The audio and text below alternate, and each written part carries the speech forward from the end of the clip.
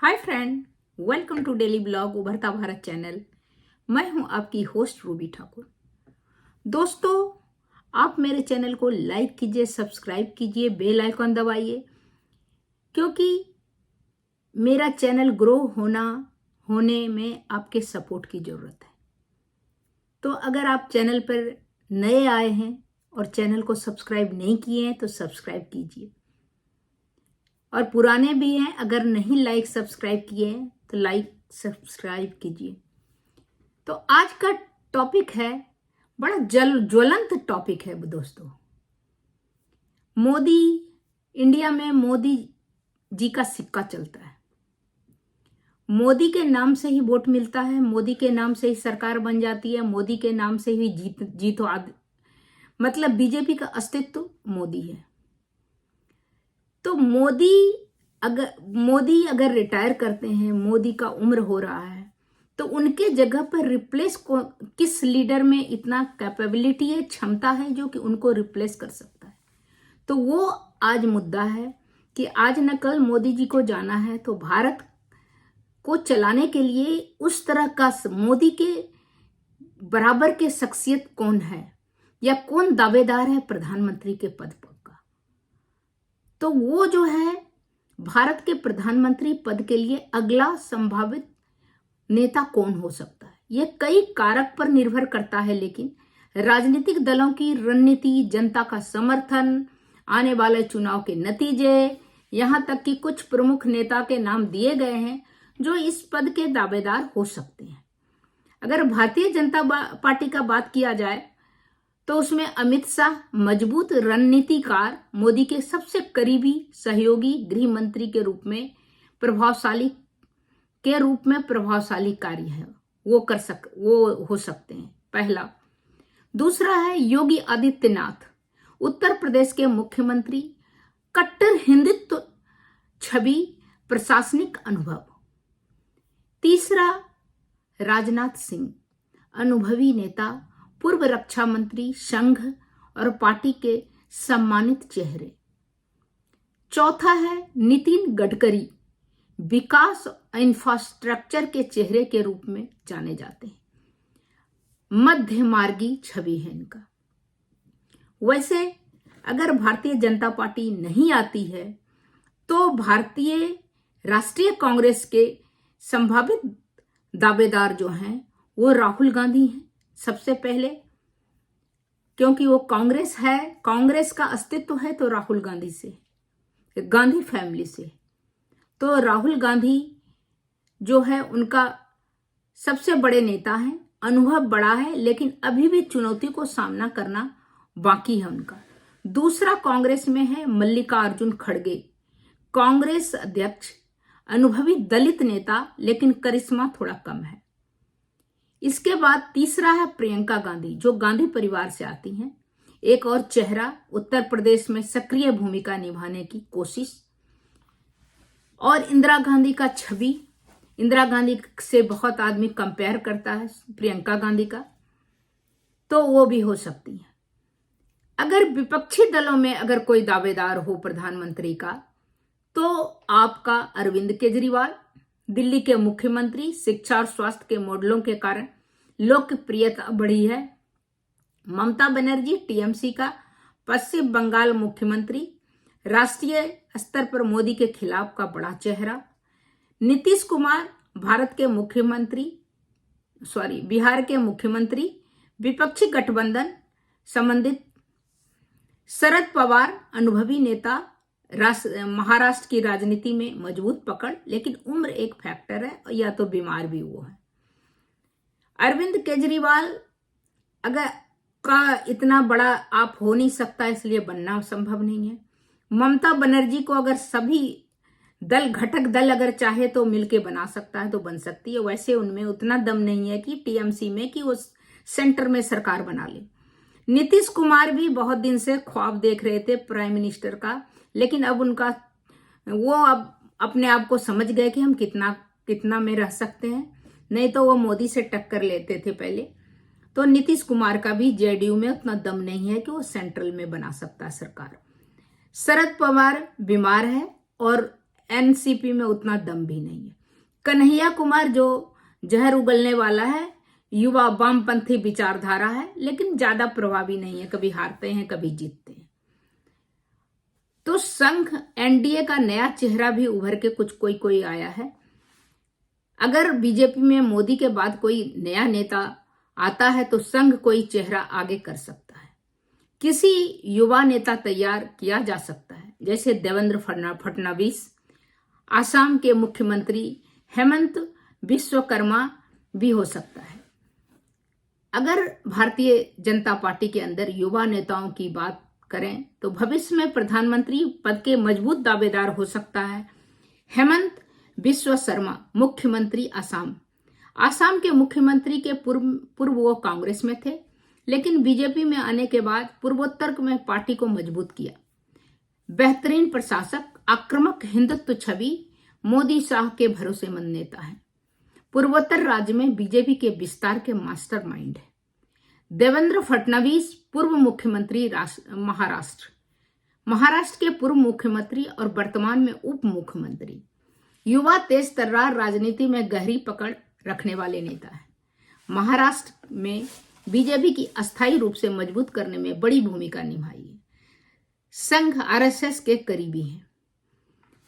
Third है तेजस्वी सूर्या, सांसद Bengaluru, BJP के युवा सांसद, भारतीय राजनीति में सबसे चर्चित युवा नेताओं में से एक है। आक्रामक हिंदुत्व छवि, दक्षिण भारत में बीजेपी को मजबूत करने वाला चेहरा में शामिल, सोशल मीडिया पर बहुत एक्टिव, युवाओं के बीच लोकप्रिय और बहुत तेज तर्रार है तेजस्वी सूर्या। भाषण, उसके बात करने का तरीका में भी बहुत तेज है उसके में।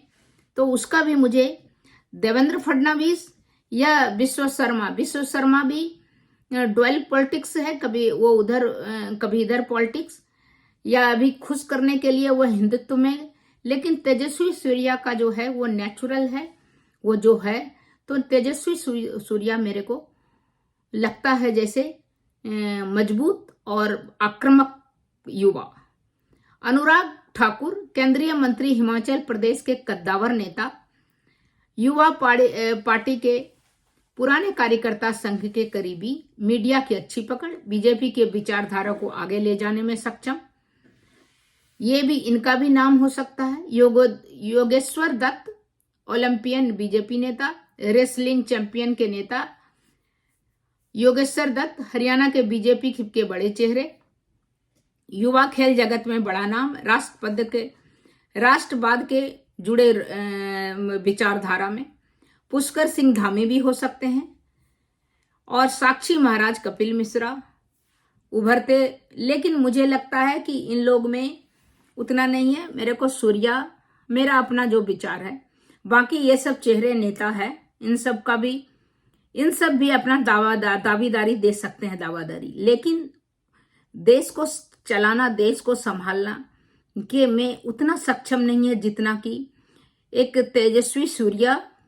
और दूसरा मेरे को उसी पार्टी में अभी कांग्रेस से गए हैं ज्योतिरादित्य सिंधिया, भविष्य में प्रधानमंत्री पद से संबंधित दावेदार हो सकते हैं, खास करके अगर भारतीय जनता पार्टी उन्हें एक बड़े राष्ट्रीय नेता के रूप में आगे बढ़ाना चाहे तो। क्यों हो सकते हैं सिंधिया प्रधानमंत्री पद के दावेदार? युवा और करिश्माई नेता है, 50 साल से कम उम्र है और भारतीय राजनीति के युवा नेताओं में गिने जाते हैं। शाही बैकग्राउंड है, ग्वालियर राजघराने से आते हैं, जिससे उनके अलग प्रतिष्ठा है। मजबूत प्रशासनिक अनुभव है उनको, केंद्रीय मंत्री नागरिक उड्डयन के रूप में बेहतरीन काम कर चुके हैं। दोनों पार्टियों का अनुभव है उन्हें, पहले कांग्रेस में थे, अब भारतीय जनता पार्टी में आकर महत्वपूर्ण भूमिका निभा रहे हैं। मध्य प्रदेश में बड़ा प्रभाव, राज्य की राजनीति में उनकी अच्छी पकड़ है, भविष्य में मुख्यमंत्री भी बन सकते थे। आरएसएस बीजेपी के नेतृत्व के अच्छे संबंध, मोदी शाह की जोड़ी उन पर भरोसा करती है। उनके खिलाफ बीजेपी कभी भी उन्हें बहुत बड़ा राष्ट्रीय नेता नहीं बनाया गया है।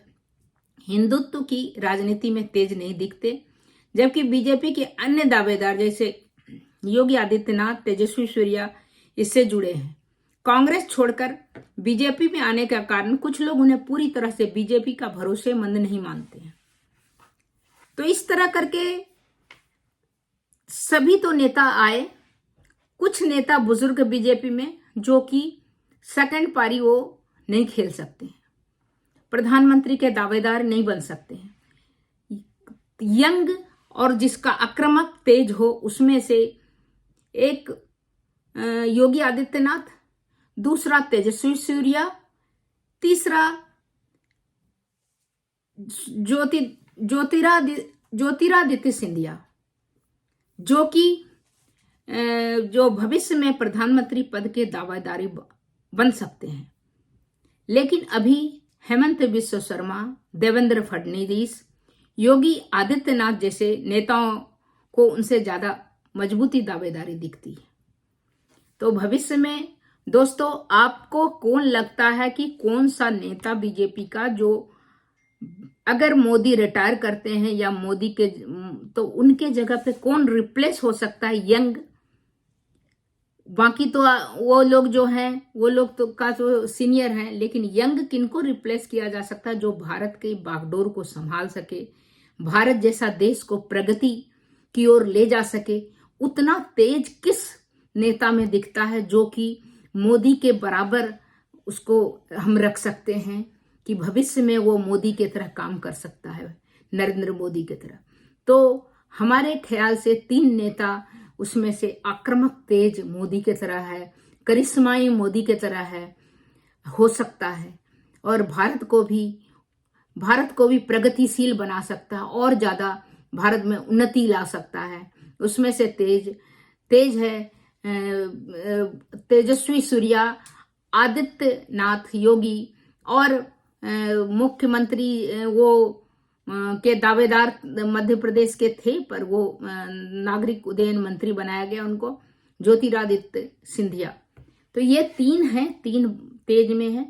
योगी आदित्यनाथ जो हैं वो बहुत हार्डकोर हिंदू हैं, तो उनको अगर प्रधानमंत्री बनना पड़ेगा तो भारत जो है क्या बोलते हैं, सभी धर्म का वहां पर है, तो हार्डकोर नहीं बनना पड़ेगा, थोड़ा उनको लिबरल बनना पड़ेगा भारत के प्रधानमंत्री बनने के लिए, क्योंकि वहां वो जगह ऐसा है कि जो कि आपको सर्वसम्मति से, सबके सम्मति से देश का प्रगति संभव है।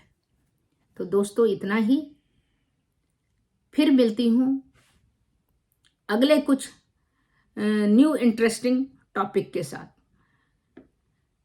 इस तरह जो है अभी तक नरेंद्र मोदी के बाद कोई स्पष्ट उत्तराधिकारी नहीं दिख रहा है।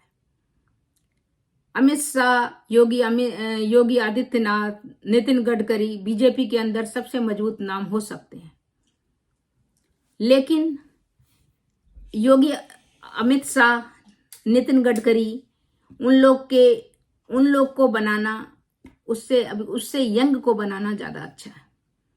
तो तब तक इतना, आप मेरे चैनल को लाइक कीजिए, सब्सक्राइब कीजिए, बेल आइकॉन दबाइए, जिससे हमारा चैनल ग्रो हो। तब तक इतना ही, फिर मिलती हूँ कुछ इंटरेस्टिंग टॉपिक के साथ। तब तक के लिए नमस्कार।